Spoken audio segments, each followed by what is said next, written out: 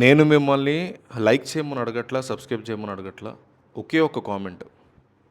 వీళ్ళిద్దరిలో ఆంధ్రప్రదేశ్‌కి best CM ఎవరు? Chandrababu best CM, Jagan best CM. ఈ రెండిట్లో ఒక్కటి మిస్ అవ్వకుండా ప్రతి ఒక్కళ్ళు కూడా ఒక్క 500 కామెంట్స్ టార్గెట్ పెట్టుకున్నాం మేము. నాకు మా టీంకి కొండంత బలం అనమాట. నిజాయితీగా, దమ్ముగా, ధైర్యంగా గుండెల్లోంచి కామెంట్ చేయండి. Best CM Chandrababu, best CM YS Jagan. ఈ రెండిట్లో ఒకే ఒక్కటి కామెంట్ అడుగుతున్నాం. మేము మిమ్మల్ని ఇంకేం అడగట్లేదు వీడియోకి సంబంధించి. దయచేసి కామెంట్ అయితే చేసి వీడియో చూడడం కంటిన్యూ చేయండి. ఆంధ్రప్రదేశ్ ఎస్పెషల్లీ అమరావతి అంశం ఆంధ్రప్రదేశ్ రాజకీయాల్లో ఎప్పుడూ కూడా ఒక మంటలానే ఉంటుంది. గత కొంతకాలంగా జరుగుతున్నటువంటి పరిణామాల్ని మనం చూస్తే అసలు రాజధాని విషయంలో ఏం జరుగుతుందో కూడా ఎవరికి అర్థం కానటువంటి పరిస్థితి ఉంది. తాజాగా బొత్స సత్యనారాయణ మాట్లాడినటువంటి మాటలు వింటే రాష్ట్ర రాజకీయాల్లో ఏదో పెద్ద షాక్ తగిలినట్టుగానే కనిపిస్తోంది. వైఎస్ జగన్మోహన్ రెడ్డి మళ్ళీ అధికారంలోకి వస్తే అమరావతి ఇక్కడి నుంచి మార్చేస్తారని, రాజధాని ఇక్కడ ఉండదు అనేటువంటి విషయాన్ని ఆయన డైరెక్ట్గా కొంత ఇండైరెక్ట్గా రకరకాలుగా చెప్పినట్టు అనిపిస్తుంది. అసెంబ్లీలో అమరావతి మీద తీర్మానం పెట్టినప్పటి నుంచి ప్రజల్లో రకరకాల చర్చలు అయితే డెఫినెట్గా నడుస్తూనే ఉన్నాయి. ఒకవైపు పార్టీ పరంగా మేము అమరావతికి అనుకూలమే అని చెప్తూనే, మరోవైపు అమరావతిని అడ్డుకునేలాగా అడుగులు వేయడం అందరినీ అయోమయానికి గురి చేస్తుంది అంటున్నారు.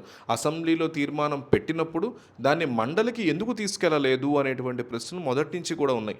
దీనికి సజ్జల రామకృష్ణారెడ్డి వంటి వాళ్ళు రకరకాల కారణాలు చెప్తూ కవర్ చేస్తున్నా, బొత్స సత్యనారాయణ మాత్రం అసలు విషయాన్ని బయటపెట్టేసినట్టు మనకు స్పష్టమవుతోంది.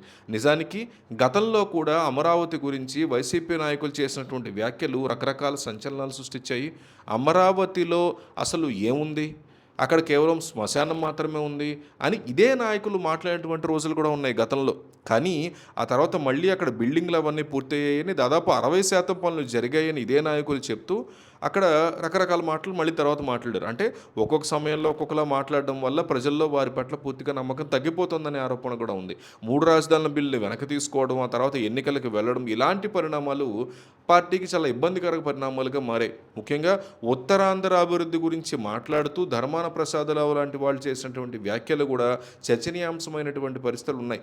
అమరావతిలోనే మొత్తం డబ్బులు ఖర్చు పెట్టేస్తే మనకేం మిగులుతుంది అంటూ కూడా వాళ్ళు ప్రశ్నించిన సందర్భాలు ఉన్నాయి. కానీ అదే సమయంలో అక్కడ భూముల ఆక్రమణ గురించి, రాయలసీమ నుంచి వచ్చిన వాళ్ళ గురించి మాట్లాడేటువంటి వ్యాఖ్యలు ఇప్పుడు మళ్ళీ తెర మీదకి వస్తున్నాయి నెమ్మదిగా. రాష్ట్ర రాజధాని చరిత్రను కనుక మనం అబ్జర్వ్ చేస్తే మద్రాసు నుంచి కర్నూలుకి, ఆ తర్వాత హైదరాబాద్కి మారిపోయిన పరిస్థితులు ఉన్నాయి. అది రాష్ట్ర విభజన జరిగినప్పుడు లేదా కొత్త రాష్ట్రం ఏర్పడినప్పుడు జరిగినటువంటి మార్పు. కానీ ఇప్పుడు పార్టీలు మారినప్పుడల్లా రాజధానిని మార్చేయాలని చూడడం మాత్రం ఖచ్చితంగా విచిత్రంగా అనిపిస్తుంది. జగన్మోహన్ రెడ్డి ఇంకా 3 రాజధానుల ఆలోచనలే ఉన్నారా అని బొత్స మాటలు వింటుంటే అనిపిస్తూ ఉంటుంది. చంద్రబాబు నాయుడు చేస్తున్నటువంటి తీర్మానం చెల్లదు అని చెప్పడానికి ప్రయత్నిస్తున్నటువంటి క్రమంలో బొత్స అసలు విషయాన్ని నెమ్మదిగా బయటపెట్టేశారు. అమరావతి రాజధానిగా ఉండడం జగన్మోహన్ రెడ్డికి ఇష్టం లేదు అనేటువంటి సంకేతాలు బలంగా ఈ మాటలతో ప్రజల్లోకి వెళ్ళిపోతున్నాయి. చట్టపరంగా చూసుకుంటే మాత్రం రాజధానిని మార్చడం అనేది అంత సులభమైనటువంటి వ్యవహారం కాదు. పార్లమెంట్లో చట్టం చేయబడి విభజన చట్టంలో అమరావతి పేరు చేరిస్తే దాన్ని మార్చేటువంటి అధికారం రాష్ట్ర ప్రభుత్వానికి ఏమాత్రం కూడా ఉండదు. కేంద్రంలో ప్రస్తుతం ఉన్నటువంటి రాజకీయ సమీకరణాల ప్రకారం చూసుకుంటే అమరావతిని మార్చడం రేపొద్దున జగన్ వచ్చినా కూడా అసాధ్యం అన్నట్టే అనిపిస్తోంది. రాజధాని మీద అనిశ్చితి కనిపిస్తోంది. అది కేంద్రంలో బీజేపీ ప్రభుత్వం ఉందబ్బా, చంద్రబాబు అక్కడ కీలక పాత్ర కూడా పోషిస్తున్నారు. ఇలాంటి సమయంలో అమరావతి మీద చేసినటువంటి తీర్మానాలు లేదా పార్లమెంట్లో జరిగేటువంటి మార్పులు ఇవన్నీ కూడా కీలకం కాబోతున్నాయి. రేపు జగన్మోహన్ రెడ్డి ఒకవేళ అధికారంలోకి వచ్చినా కూడా కేంద్రం యొక్క సహకారం లేనిదే అమరావతిని మార్చే పరిస్థితి ఉండదు. కేంద్రం అనుకున్నా కూడా మార్చలేకపోవచ్చు. పార్లమెంటు చట్టానికి మాత్రం చాలా గట్టి ఇది ఉంటుంది. సో బొత్స సత్యనారాయణ మాత్రం ప్రజల్లో ఒక రకమైనటువంటి గందరగోళాన్ని సృష్టించడానికి ప్రయత్నించారు అనేటువంటి ఆరోపణలు కూడా ఆయన మాటల నుంచి వస్తున్నాయి. చంద్రబాబు చేసినటువంటి పని ఏది చెల్లదు అని చెప్పడమే వారి యొక్క ముఖ్య ఉద్దేశంగా కనిపిస్తుంది. కానీ అమరావతిని ఖచ్చితంగా మారుస్తాము అని ఆయన కుండబద్దలు కొట్టినట్టు చెప్పడం వల్ల జగన్మోహన్ రెడ్డి కూడా కొంత ఇబ్బందిలో పడ్డారనే మాటలు వినిపిస్తున్నాయి. ఎందుకంటే ప్రజలందరికీ రాజధాని ఎక్కడ ఉంటుందనే దాని మీద ఒక స్పష్టత ఖచ్చితంగా కావాల్సి ఉంటుంది. ఇలాంటి డబల్ స్టాండర్డ్ మాటల వల్ల రాజధాని రైతులు, అక్కడ ప్రజలు చాలా ఆందోళన చెందే పరిస్థితి కనిపిస్తుంది. రాజకీయ నాయకులు తమ స్వార్థాల కోసం, స్వార్థ ప్రయోజనాల కోసం రాజధానిని స్వార్థ ప్రయోజనాల కోసం మార్చుకుంటున్నారనే ఆందోళన వ్యక్తమవుతుంది. మొత్తం మీద రాష్ట్రంలో సంబంధించిన అమరావతి వ్యవహారం ముగింపు లేని కథగా సాగుతోంది. జగన్ అంతరంగం ఏంటో బొత్స మాటలతోనే బయటపడిందని, తద్వారా బొత్స చాలా గట్టి దెబ్బనే జగన్‌కి కొట్టారు అని అంటున్నారు.